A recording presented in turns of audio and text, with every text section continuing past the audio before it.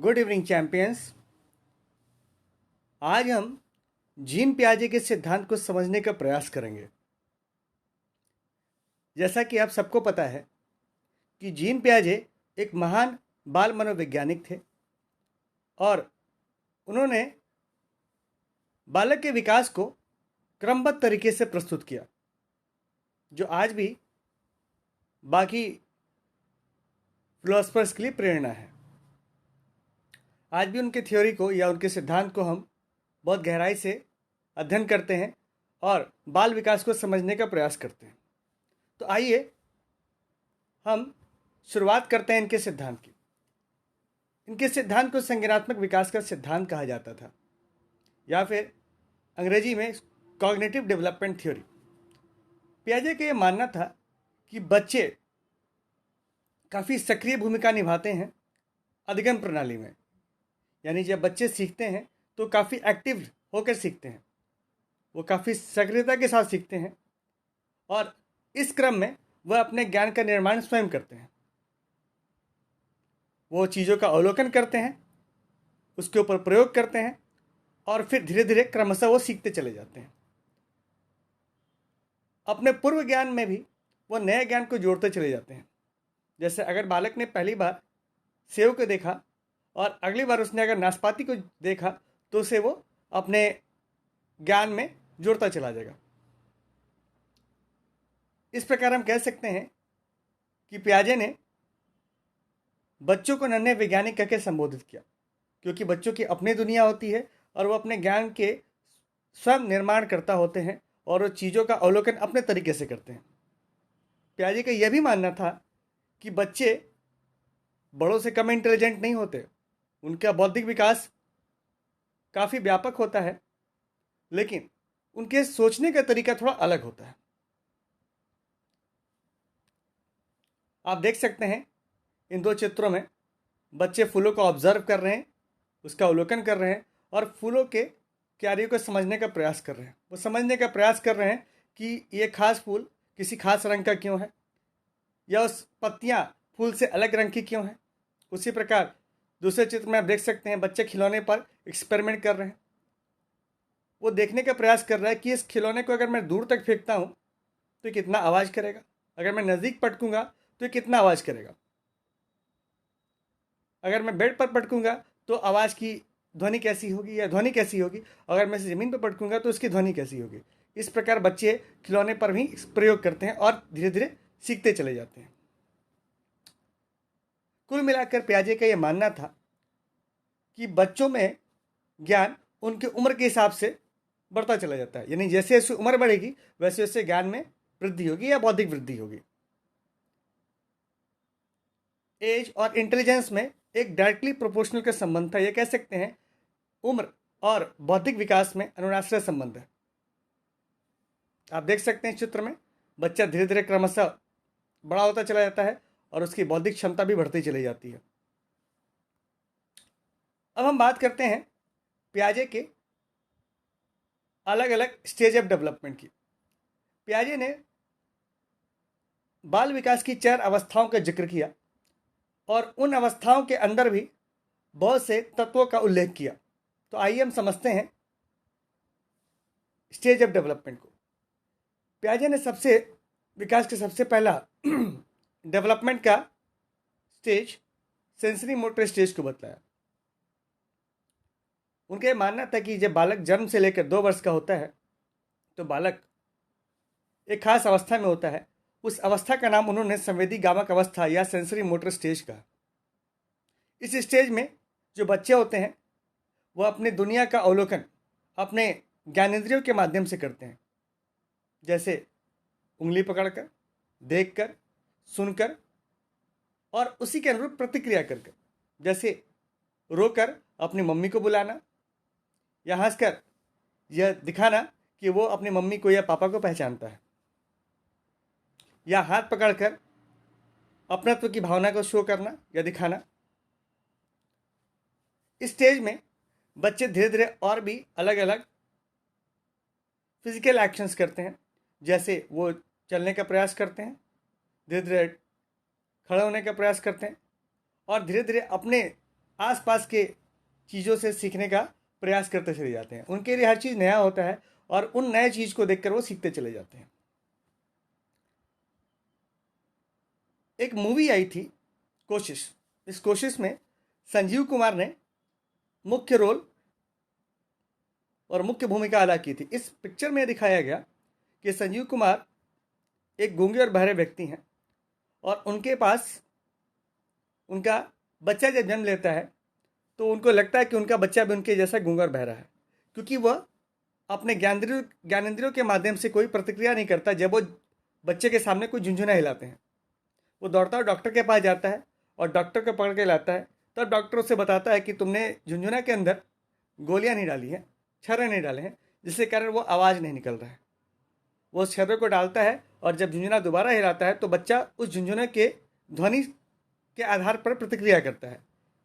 तो इस मूवी से हमें ये मालूम चलता है कि बच्चा अपने बाहरी वातावरण या बाहरी चीज़ों के प्रति अगर संवेदनशील है और अगर अपने ज्ञानेंद्रियों के माध्यम से कोई प्रतिक्रिया दिखाता है तो हम समझ जाएंगे कि बालक विकास की अवस्था की ओर है या बालक विकसित हो रहा है। अब सेंसरी मोटर स्टेज या इस अवस्था की कुछ खास तत्व है, कुछ खास बातें हैं। जैसे इस अवस्था में बच्चों में वस्तु स्थायित्व का गुण विकसित हो जाता है, या कह सकते हैं कि बच्चों में ऑब्जेक्ट परमानेंस का गुण या उसका जो ट्रेट है वो विकसित हो जाता है। इसका क्या अर्थ है? इसका अर्थ है कि बच्चे उन चीज़ों को मानने लगते हैं जो चीज़ें उस वक्त मौजूद नहीं है, या कह सकते हैं कि अगर बच्चे ने किसी चीज़ को पहली बार देखा है तो ये मान लेता है कि वो चीज़ हमेशा के लिए वहीं पर मौजूद है। जैसे कभी कभी आपने देखा होगा कि अगर आप दाएं पॉकेट में चॉकलेट लेकर बच्चे के पास जाते हैं और बच्चे को दाएं पॉकेट से निकाल कर चॉकलेट देते हैं तो बच्चे ये मान लेता है कि हमेशा आपके पॉकेट में, उस दाएं पॉकेट में ही चॉकलेट होगा। अगले दिन अगर बाएं पॉकेट में आप चॉकलेट लेकर जाते हैं तभी बच्चा दाएं पॉकेट में ही ढूंढेगा उस चॉकलेट को, क्योंकि बच्चा मानता है कि उस वस्तु की जगह स्थायी है। तो ये था स्थायित्व का गुण, वस्तु स्थायित्व का गुण, जो इस अवस्था में विकसित हो जाता है। साथ ही साथ बच्चों में स्वयं की पहचान की अवस्था या स्वयं की पहचानने की जो गुण है वो विकसित हो जाते हैं। बच्चा अपने आप को पहचानने लगता है, वो समझ जाता है कि मैं कैसे दूसरे से अलग हूँ या मेरी क्या पहचान है इस परिवार में।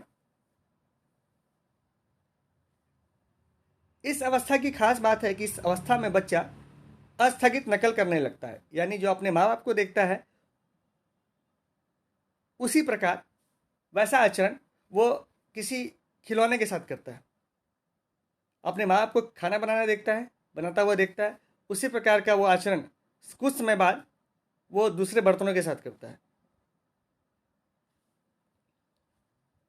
अब हम बात करते हैं दूसरी अवस्था की। पहली अवस्था में बालक अपने ज्ञानेंद्रियों के माध्यम से चीज़ों को समझने का प्रयास करता है, और इस दूसरी अवस्था का नाम उन्होंने पूर्व संक्रियात्मक दिया या प्री ऑपरेशनल स्टेज दिया, और उन्होंने इसकी उम्र सीमा 2 से 7 वर्ष तक निर्धारित की। इस स्टेज में बच्चे धीरे धीरे ये समझने लगते हैं कि किसी भी वस्तु को हम कैसे प्रस्तुत कर सकते हैं, यानी यहाँ पर मुख्य तौर पर वस्तु के प्रस्तुत करने पर जोर होता है। आप देख सकते हैं कि यहाँ पर चित्र के माध्यम से कैसे छोटे छोटे बच्चे अलग अलग ऑब्जेक्ट्स को, जैसे चिड़िया को, फल को चित्र के माध्यम से प्रदर्शित कर रहे हैं। कुछ बच्चे एक बच्चा दिवाली को भी चित्र के माध्यम से प्रदर्शित कर रहा है। इस अवस्था की खास बात यह है कि इस अवस्था को हम टॉय एज भी कहते हैं, क्योंकि बालक मुख्य तौर पर खिलौने से अंतर्क्रिया करता है, या कह सकते हैं कि ये अवस्था खिलौने की दुनिया होती है। बच्चे खिलौने के माध्यम से सीखते हैं, बच्चे खिलौने के साथ ही खेलते हैं और धीरे धीरे बड़े होते हैं। सबसे सच्चा साथी, सच्चा मित्र उनका खिलौना होता है, और खिलौने से ही वो अंतर्क्रिया करते चले जाते हैं, और इस प्रकार उनकी बौद्धिक क्षमता सुनिश्चित हो जाती है। इसी अवस्था में बच्चे ड्रामा कर या नाटक करके धीरे धीरे चीज़ों को सीखते चले जाते हैं। जैसे खाना बनाना, उसी ढंग से अपने बड़ों को देखकर उनके जैसा बर्ताव करना। इस प्रकार बच्चे ड्रामा के माध्यम से या नाटक के माध्यम से चीज़ों को धीरे धीरे सीखते चले जाते हैं, और उनकी बौद्धिक विकास धीरे धीरे सुनिश्चित हो जाती है। अब इस अवस्था की एक नकारात्मक बात भी है। इस अवस्था में बच्चे अहम केंद्रित हो जाते हैं, या कह सकते हैं कि बच्चे में एगोसेंट्रिज्म का भाव उत्पन्न हो जाता है। अब ये अहम केंद्रिता क्या है? अहम केंद्रिता का अर्थ है जब बच्चे दूसरे के हिसाब से चीज़ों को नहीं देखते, सिर्फ अपने हिसाब से चीज़ों को समझने का प्रयास करते हैं। अगर 6 और 9 की बात करें, अगर बच्चा ये समझता है कि सामने 6 लेटर है या 6 डिजिट दिया हुआ है, तो उस बच्चे को हमेशा 6 समझेगा। हो सकता है कि सामने टीचर उसे समझाने का प्रयास करे कि 9 है। कुल मिलाकर बात यह है कि बच्चा दूसरे के दृष्टिकोण को नहीं समझता, वह अपने दृष्टिकोण के हिसाब से काम करता है और उसे ही सही मानता है। उसे लगता है कि यह सही है तो सही है। अब हम बात करते हैं एक दूसरे तत्व की जो इस अवस्था में विद्यमान होती है बच्चों में, वो होती है जीववाद। बच्चे मान के चलते हैं कि कुछ निर्जीव पदार्थ में भी जीव होता है या जीवन होता है, और उसी के हिसाब से वो उसके साथ अंतरक्रिया करते हैं। जैसे आप देख सकते हैं, कुछ बच्चे प्लास्टिक के फल को वास्तविक फल मानते हैं, कुछ बच्चे खिलौने को ही जीवंत मानते हैं और खिलौने को लेकर साथ में सोते हैं और साथ में ही उसके साथ उठते हैं। इसी अवस्था में एक और गुण है, उसे हम बोलते हैं केंद्र। इस अवस्था में बच्चे सिर्फ एक पहलू पर सोचते हैं और बाकी पहलू को दरकिनार कर देते हैं। आप देख सकते हैं या आप समझ सकते हैं कि जब बर्थडे में अलग अलग केक के पीसेस कटते हैं, तो वहाँ पर उन बच्चों का ध्यान सिर्फ केक के नंबर्स पर होता है, केक के पीसेस के नंबर्स पर होता है, कितने केक के पीस कटे, ना कि उनके साइज पर होता है। यानी साइज वाले पहलू को दरकिनार कर देते हैं। इसी प्रकार अगर हम एक और चित्र के माध्यम से समझने का प्रयास करें, तो अगर एक बच्चे के हाथ में अलग अलग कलर्स के बलून हैं, तो उसका मुख्य केंद्र या उसका मुख्य आकर्षण का केंद्र उस बलून का कलर होगा, ना कि उसका साइज। बच्चा साइज को इग्नोर करेगा या दरकिनार कर देगा और कलर को इंपॉर्टेंस देगा। इसे कहते हैं हम लोग सेंट्रेशन। एक और एग्जाम्पल के माध्यम से समझने का प्रयास करते हैं, अर्जुन और बर्ड्स आई, अर्जुन और चिड़िया की आंख। महाभारत काल में द्रोणाचार्य ने अपने सभी शिष्यों से एक परीक्षा ली और इस परीक्षा में उन्होंने एक वृक्ष के ऊपर एक चिड़िया को दिखाया और पूछा कि इस वृक्ष में तुम्हें क्या दिख रहा है। सभी बच्चों ने अलग अलग जवाब दिया। कोई बच्चों ने कहा मुझे पत्ते दिख रहे हैं, कुछ बच्चों ने कहा मुझे टहनियाँ दिख रही हैं, कोई बच्चों ने बोला कि मुझे चिड़िया दिख रही है। जब अर्जुन की बात आई तो अर्जुन ने सभी पहलुओं को दरकिनार करते हुए बोला कि मुझे सिर्फ चिड़िया की आंख दिख रही है। तो यह था अर्जुन का केंद्र, यानी अर्जुन पूरी तरह केंद्रित था अपने लक्ष्य के प्रति और बाकी चीज़ों को दरकिनार कर दिया। अब हम बात करते हैं तीसरी अवस्था की। तीसरी अवस्था जिसे हम बोलते हैं कॉन्क्रीट ऑपरेशनल स्टेज, ये 7 से 11 वर्ष के बीच के आयु के बच्चों के बीच इस अवस्था के फलस्वरूप बच्चे विकसित होते हैं। इस अवस्था में बच्चे वस्तु को और बेहतरीन ढंग से और लॉजिकल तरीके से सीखने का प्रयास करते हैं। यहाँ पर बच्चे वर्गीकरण करना, कंजर्वेशन करना और रिवर्सिबिलिटी यानी पलटावी गुण धीरे धीरे इस्तेमाल में लाते हैं। एक एक करके समझते हैं इन सभी गुणों को जो इस अवस्था में विकसित होते हैं बच्चों के बीच। सबसे पहले होता है वर्गीकरण।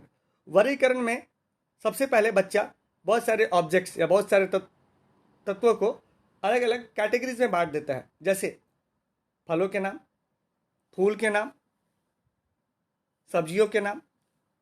और इसी अवस्था में खास बात यह है कि इस अवस्था के अंतर्गत ही, इस क्लासिफिकेशन या वर्गीकरण की अवस्था के अंतर्गत ही चीज़ों को और बड़े व्यापक रूप में भी वो डिवाइड करता है। यानी अगर हम फल की बात करें तो उस फल में भी कौन से हरे फल होंगे और कौन से लाल फल होंगे, सब्जियों में भी कौन से हरी सब्जियां होंगी और कौन से दूसरे कलर्स की सब्जियां होंगी, दूसरे रंग की सब्जियां होंगी। उसी प्रकार अगर हम जानवरों की बात करें तो कौन सा वाइल्ड एनिमल होगा, कौन सा पेट एनिमल होगा। यानी क्लासिफिकेशन और सब क्लासिफिकेशन दोनों इस अवस्था की देन है। इसी अवस्था में ये दोनों गुण बच्चों में विकसित हो जाते हैं। अब हम बात करते हैं संग्रहण की, यानी कंजर्वेशन की। यहाँ पर इस अवस्था में बच्चों में यह खास गुण विकसित हो जाता है कि वो समझ जाते हैं कि बाहरी बीकर या बाहरी बर्तन को परिवर्तित कर देने से उसके अंदर का रखा जो पदार्थ है वो बदल नहीं जाता है। इसमें देख सकते हैं कि दो बच्चा अलग अलग साइज, एक बच्चा अलग अलग साइज का दो बर्तन लिया है और उसके अंदर पदार्थ की मात्रा सेम है, समान है, तो बच्चों को इतनी समझ आ जाती है कि इसमें बर्तन के साइज को बदल देने से या उसके शेप को बदल देने से मात्रा में कोई परिवर्तन नहीं होता है, मात्रा सेम ही रहती है। लेकिन इसके पूर्व वाले स्टेज में, प्री ऑपरेशनल स्टेज में बच्चे में गुण विकसित नहीं होता, यानी कंजर्वेशन का गुण कॉन्क्रीट ऑपरेशनल स्टेज में ही जन्म में विकसित हो जाता है। इस अवस्था की खास बात है कि बच्चों में पलटावी गुण विकसित हो जाती है, वो चीज़ों को समझ जाते हैं कि कैसे हम अगर नंबर्स को पलट दें तो उसका आंसर सेम होगा। जैसे 3+4 अगर 7 होता है तो 4+3 भी 7 होगा। उसी रंग से अगर अगर मोहन हरि का भाई है तो हरि भी मोहन का भाई होगा। यानी हम इस अवस्था में समझ सकते हैं कि धीरे धीरे बच्चों में पलटावी गुण का विकास हो जाता है, वो चीज़ों को पलट कर उलट कर समझने लगते हैं। इस अवस्था की और खास बात होती है कि बच्चों में क्रमबद्धता का विकास हो जाता है, यानी वो चीज़ों को छोटे से बड़े क्रम में या बड़े से छोटे क्रम में लगाना या देखना सीख जाते हैं। इस अवस्था की एक और खास बात है, इस अवस्था में बच्चे विकेंद्रण की तरफ आकर्षित हो जाते हैं, यानी यहाँ पर सिर्फ वो एक पहलू को नहीं बल्कि अनेक पहलुओं को एक साथ देखते हैं। इसकी पूर्व अवस्था में बच्चे केंद्रण की तरफ आकर्षित थे और इस अवस्था में बच्चे विकेंद्रण को विकसित कर लेते हैं। विकसित करने का मतलब यहाँ पर जब बच्चे किसी खास चीज़ के अलग अलग पहलुओं के बारे में सोचते हैं। जब हम बर्थडे केक की बात करते हैं तो यहाँ पर बच्चा केक के पीसेस की बात भी करेगा और केक के पीस की साइज की बात भी करेगा या उसको समझेगा। अंतिम पड़ाव या अंतिम स्टेज फॉर्मल ऑपरेशनल स्टेज 11 वर्ष से ऊपर, जिसे उन्होंने औपचारिक संक्रियात्मक या अमूर्त संक्रियात्मक का नाम दिया। यहाँ पर बच्चे उन चीज़ों को भी समझने का प्रयास करने लगते हैं या उन चीज़ों को भी धीरे धीरे अपने जीवन में आत्मसात कर लेते हैं जो दिखाई नहीं देता है या जिसे सिर्फ महसूस किया जा सकता है, जैसे वैल्यूज़, मूल्य, justice, self esteem, sharing, friendship. ये सारे गुण इस अवस्था में विकसित हो जाते हैं। धीरे धीरे बच्चा एक्सपीरियंस के माध्यम से, अनुभव के माध्यम से चीज़ों को सीखता चला जाता है और धीरे धीरे अपना एक खुद का हाइपोथेसिस क्रिएट कर लेता है, ये बना लेता है और उसके आधार पर बच्चा फिर रियल सिचुएशन को हैंडल करता है। आपने एक मूवी देखी होगी स्टैनली का डब्बा, उसमें एक बच्चा स्टैनली अपना लंच बॉक्स नहीं लाता है और टीचर बाकी बच्चों को प्रेरित करते हैं कि वो अपना लंच बॉक्स उससे शेयर करें। तो इस प्रकार हम देख सकते हैं कि इस मूवी में बच्चे बहुत से गुण को सीखते हैं, जैसे शेयरिंग करना या आत्मसम्मान, आत्मप्रतिष्ठा। ये सब गुण इस मूवी में काफ़ी अच्छे तौर पर दिखाया गया कि कैसे छोटे छोटे बच्चे इस अवस्था में आकर आत्मप्रतिष्ठा और शेयरिंग जैसी भावनाओं से सीखते हैं। इस अवस्था की एक खास बात है कि बच्चे समूह कार्य करना सीख जाते हैं। बच्चे अकेले काम करते हैं तो उनके लिए आसान काम होता है, लेकिन समूह में रहकर चीज़ों को साधना या कार्य को करना काफ़ी कठिन होता है, क्योंकि वहाँ पर समन्वय करना होता है, वहाँ पर चीज़ों को इकट्ठा करना होता है, वहाँ पर एक दूसरे की बातों को समझना और सुनना पड़ता है। ये सब काफ़ी टफ काम है, ये काफ़ी मुश्किल कार्य है, इसलिए समूह कार्य को इस अवस्था में दिखाया गया है। यानी कह सकते हैं कि बालक की बौद्धिक क्षमता इतनी हो जाती है कि समूह कार्य करने लगता है और धीरे धीरे मिलकर कार्य करता है। इसी अवस्था में बच्चा जब धीरे धीरे साथ में मिलकर काम करता है तो बच्चों के बीच में अनौपचारिक समूह का विकास हो जाता है। कुछ खास बच्चे जो समान माइंडसेट वाले बच्चे हैं या एक जैसे सोचने वाले बच्चे हैं, वो सब अपना एक अलग से ग्रुप बना लेते हैं। जैसे आपने देखा हुआ क्लास 50 बच्चों का अगर क्लासरूम है तो ये फॉर्मल ग्रुप हुआ और उन फॉर्मल 50 बच्चों में से 2 या 4 बच्चे आपस में बहुत गहरी दोस्ती कर लेते हैं, तो वो जो गहरी दोस्ती वाली जो ग्रुप है उसे हम अनौपचारिक समूह कहते हैं। तो इस अवस्था की खास बात है कि बच्चे अनौपचारिक समूह का गठन कर लेते हैं और शायद इसी अवस्था में बच्चे अगर नकारात्मक रूप से आगे बढ़ जाते हैं इस ग्रुप को लेते हुए तो उसे हम गैंग एज भी कहते हैं या गैंग भी कहते हैं। यानी इस अवस्था में बच्चे गैंग बनाने में विश्वास करते हैं। इस अवस्था की एक अंतिम महत्वपूर्ण बात यह है कि यहाँ पर बच्चे डिडक्टिव रीजनिंग यानी निगमनात्मक तर्क करने लगते हैं, यानी एक विषय पर या एक सवाल पर बहुत सारे सॉल्यूशन दे सकते हैं, बहुत सारे वो पहलू पर सोच सकते हैं, एक साथ अलग अलग पहलुओं पर सोच सकते हैं, और वो उन प्रश्नों पर भी सोच सकते हैं जिनमें इफ या बट लगा हो, यानी वह निगमनात्मक तर्क करने लगते हैं। वो उन पहलुओं पर भी सोचते हैं जो पहलू वास्तविक रूप से मौजूद नहीं है। यहाँ पर बच्चे में इमेजिनरी थिंकिंग का विकास हो जाता है। इस प्रकार हम देख सकते हैं कि कुल 4 अवस्थाओं को पियाजे ने दर्शाया, और पियाजे ने यह कहा कि ये अवस्थाएं उम्र के साथ साथ बढ़ती चली जाती हैं, और उम्र के साथ साथ बच्चे में बौद्धिक विकास भी होता चला जाता है, और हर एक पड़ाव में, हर एक अवस्था में बालक अपने हिसाब से विकसित होता चला जाता है, क्योंकि उन अवस्थाओं में कुछ खास गुण बच्चों में विकसित हो जाते हैं जो उनके विकास में सहायक होते हैं। तो आज के लिए इस वीडियो में इतना ही। धन्यवाद।